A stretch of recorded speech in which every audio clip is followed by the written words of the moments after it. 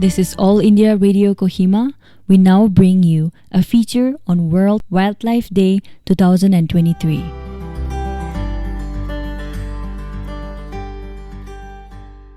A little effort could make a big difference.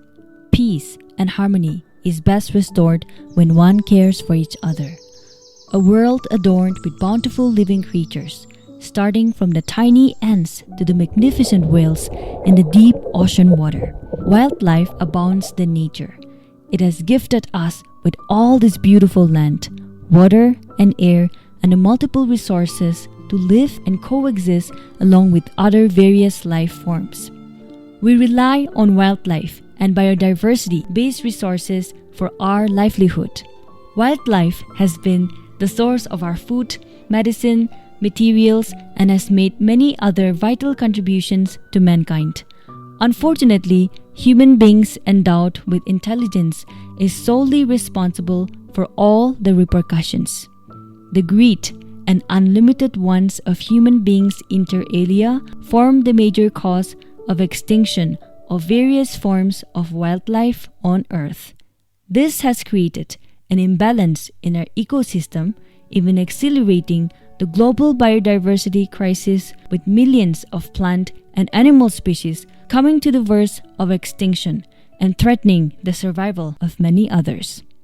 With a view to conserve the different forms of wild flora and fauna and to raise the level of awareness of the benefits that their conservation provides to the people, every year the 3rd of March is celebrated as World Wildlife Day.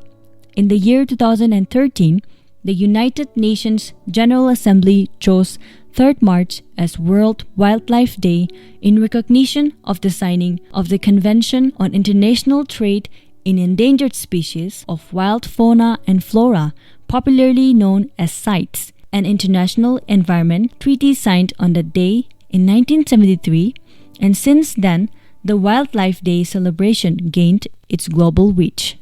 This year, the celebration is even more significant and special as it marks the 50th anniversary of the CITES. The Convention on International Trade in Endangered Species of Wild Fauna and Flora is one of the oldest and most successful environmental agreements, and we are very excited to celebrate its birthday with you.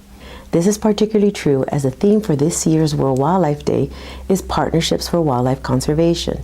And if there is one thing that has made CITES effective, it is the partnerships we have built up over the years. We would like this World Wildlife Day to be a celebration of your stories, of partnerships that you see working or are involved with and that are making a difference to wildlife conservation. We are seeing unprecedented drops in wild populations of both plants and animals. The balance of nature is being affected. CITES works every day for sustainability, not to take from nature more than nature is able to give and stay resilient. We hope you will join us wherever you are and whatever you do, as it will take all our efforts to set us on a different path, one where we work together to build a new relationship with nature and a new future for ourselves. That was a message by Yvonne Higuero, Secretary General CITES, on this year's World Wildlife Day celebration. Humans and wildlife shared an inextricable relationship since time immemorial. In fact, one is dependent on the other for its survival. The magnitude of benefits arising out of wildlife is innumerable and diverse, ranging from various socio-economic, scientific, cultural aspects to sustainable ecosystem and overall human well-being.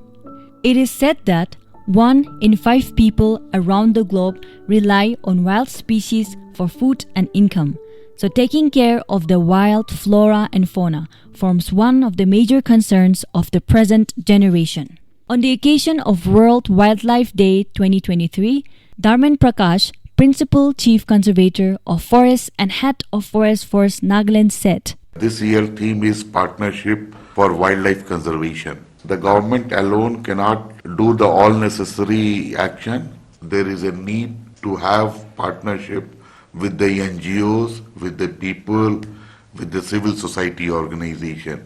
Over a period of time, this wildlife conservation has been the main thrust for all the people who are involved in the conservation sector. You see, in last many years, you have noticed that there has been heavy deforestation taking place across the world. There has been degradation also. Whatever forests we have, there is a general degeneration or degradation. So as a result, this wildlife habitat is affected adversely, and which definitely has an impact on the wildlife conservation. Not only that, developmental projects or human habitations, they also come in the way of wildlife conservation because they break the whole habitat into many parts. So as a result, the movement of wildlife from one to other area is not possible. So there are many reasons. Of course, pollution is one of them. This IUCN, one international NGO, International Union for Conservation of Nature, has indicated in its study that almost 4,21,000 species, they are at the risk of getting extinction. Recently, you must have seen, I believe, somewhere in September, on the birthday of our Honorable Prime Minister, Government of India has launched cheetah into wild, bringing it from the Namibia. And now another batch of these cheetahs have been released in Madhya Pradesh in Kuno area. See, cheetahs had been, found in most parts of our country as late as 1920s, 30s, but over a period of time, this species got extinction. So there are many species which are at the verge of extinction, and every day we are losing the biodiversity at a very higher speed. You can see the change in the climate, which is now at our doorstep, the shift in the seasons, the shift in the rainfall and all those things. All these phenomena have impact on the wildlife conservation. India is one of the most diverse regions of the world and is home to 3 biodiversity hotspots, namely the Western Ghats, the Eastern Himalayas, and the Indo-Burma hotspots. India accounts for over 45,000 plant species and 91,000 animal species. In an effort to conserve wildlife in India, the Indian Board of Wildlife established the Wildlife Week. Also, India is home to a number of wildlife conservation parks and sanctuaries. Notably among those are the Jim Corbett National Park in Uttarakhand, Ranthambore National Park in Rajasthan, Gir National Park in Gujarat, and the Great Himalayan National Park in Himachal Pradesh. Certain legal framework has also been framed for wildlife conservation. In this context, mention may be made of Article 51 AG, Article 48 of our Constitution, the Wildlife Protection Act 1972, the Environment Protection Act 1986, and the Biological Diversity Act 2002. Talking about the present scenario of the action taken up towards conservation of wildlife in Nagaland, Tharman Prakash, Principal Chief Conservator of Forests and Head of Forest Force Nagaland, added. Here in Nagaland, I would like to state that Nagaland has been known earlier times as a place for hunting. But of late, general people, they have realized the importance of wildlife conservation. More than 600 villages, they have set aside their forest area as a conservation reserve. So all these village communities, they come forward, they design their set of rules, don'ts and do's. They deploy the volunteers also, and they take up this conservation on their own. You know that because of the Article 371A, the land and resources, they are vested with the people. So very few tract of forest land is under the control of government. Roughly you can say around 5% of the forest is under the control of the government.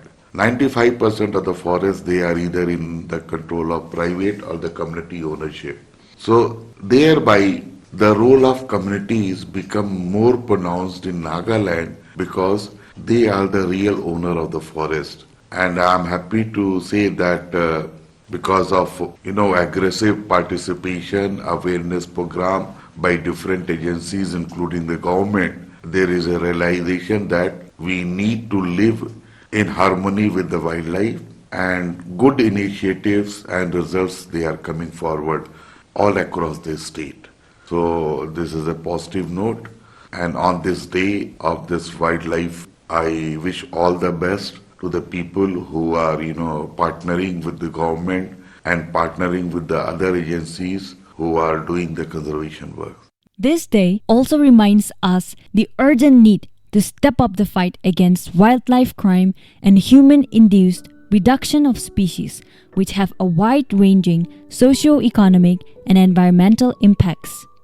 When natural habitats for wildlife are degraded and biodiversity is lost, crucial ecosystem services are compromised also for humans. Global trade in illegal wildlife not only poses a major threat to many species but also is a threat to the peace, personal security, good governance, and social cohesion. Illegal poaching and trafficking of wildlife is often associated with other illegal trade, resulting in organized crime in the region. Besides, it has also brought several public health consequences, such as spreading of zoonotic pathogens. Hence, there is a need to support from all quarters to the work of sites, and joining hands collectively is the need of the hour. Let us listen to what the forest officers of Nagaland says in the context of conservation and protection of wildlife in Nagaland. My name is Timjan. I am an IFS officer. I'm the Chief Conservator of Forest, looking after headquarters. And in my opinion, the first step to conserve wildlife is to create awareness. Nagas, as we all know, we have a very long history of hunting, and since time immemorial, hunters have always been, given hero status at the village level. So to actually come out of that mindset, I believe awareness creation or awareness generation is the first step, the most important step. And I think we, as a department, we have also tried that.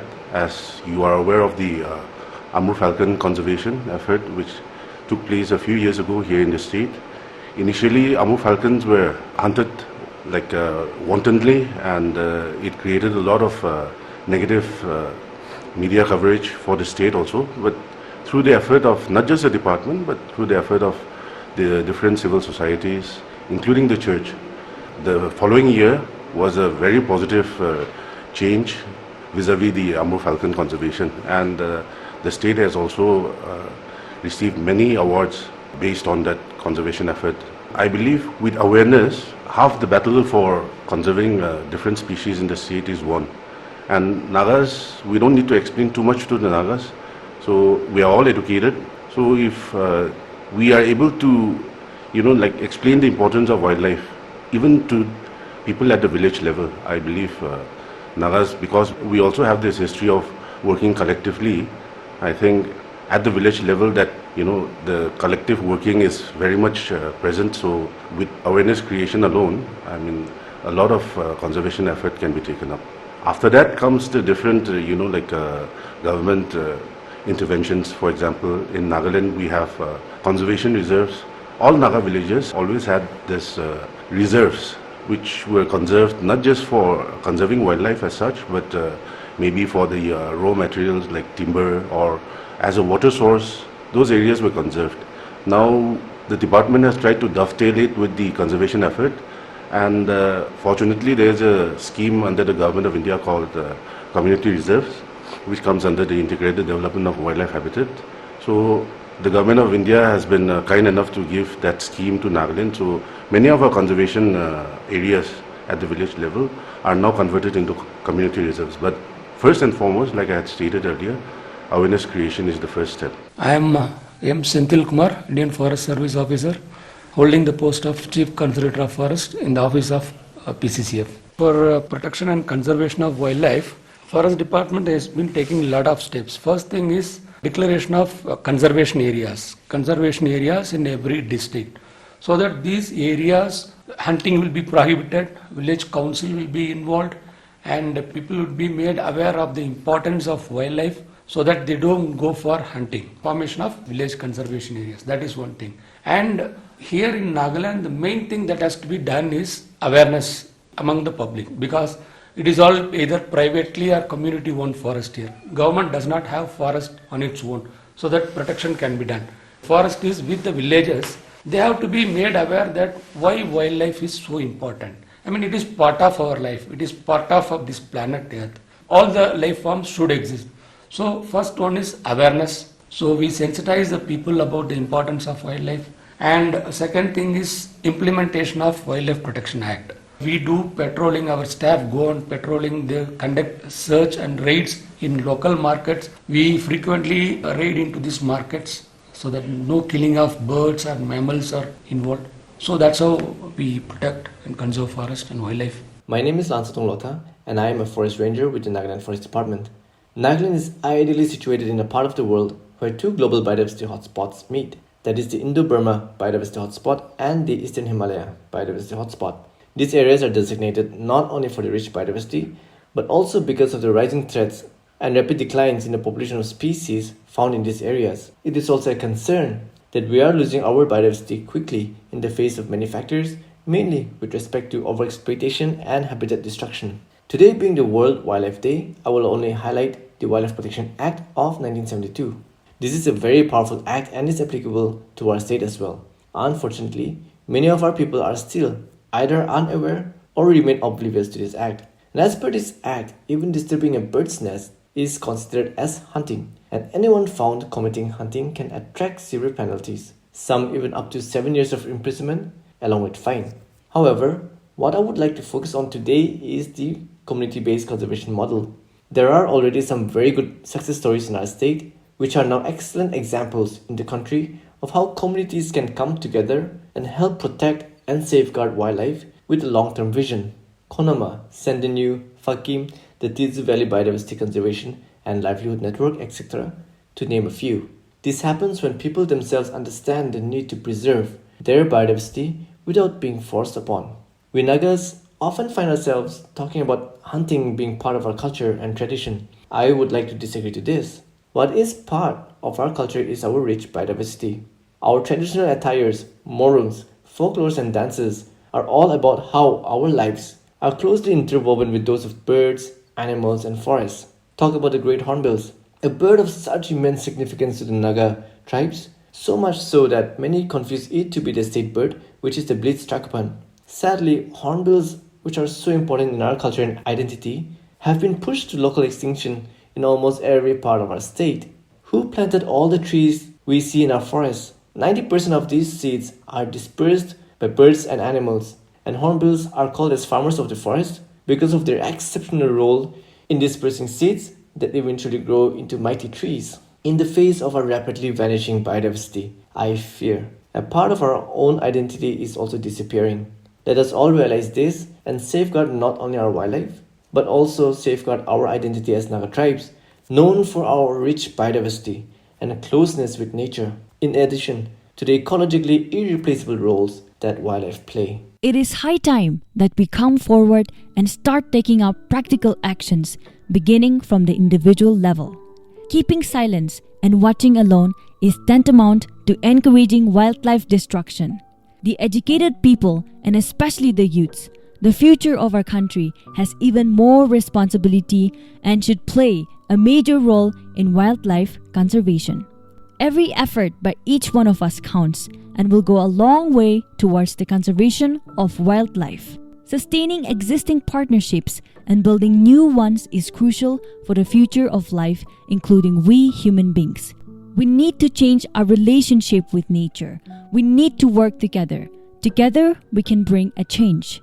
Together, we can save our planet, our biodiversity, our most valuable resources which sustains and enriches life on Earth.